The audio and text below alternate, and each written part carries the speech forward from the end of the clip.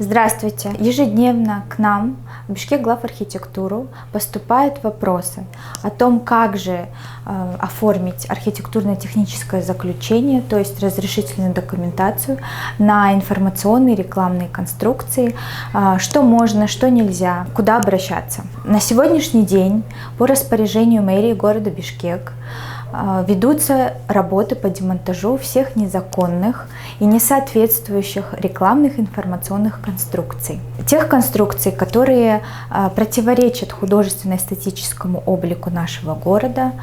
Вся наружная реклама в данный момент приводится к единому эстетическому виду. Рекомендации и требования к наружной рекламе. Первое. На одну организацию разрешена только одна информационная вывеска, которая должна располагаться над входной зоной, над входной группой по парапетной частью между первыми и вторыми этажами.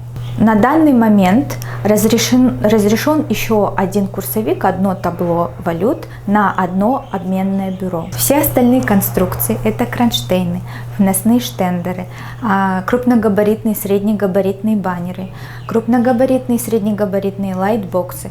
Они на данный момент запрещены. Если вы вдруг решили узаконить свою информационную вывеску, вы должны прийти в государственное учреждение Бишкек-Главархитектура, в отдел единого окна, второе окошко, подать свои документы. Это копии, технический паспорт на помещение, копия паспорта владельца, собственника помещения, эскизный проект вашей информационной конструкции. Если же вы являетесь арендатором помещения, то вы должны плюс к тому пакету документов добавить копию договора аренды с вашим собственником помещения, копию доверенности на ваше лицо от собственника и копию вашего паспорта. Также в дополнение можно добавить фотографии вашей входной группы, где будет располагаться ваша информационная вывеска.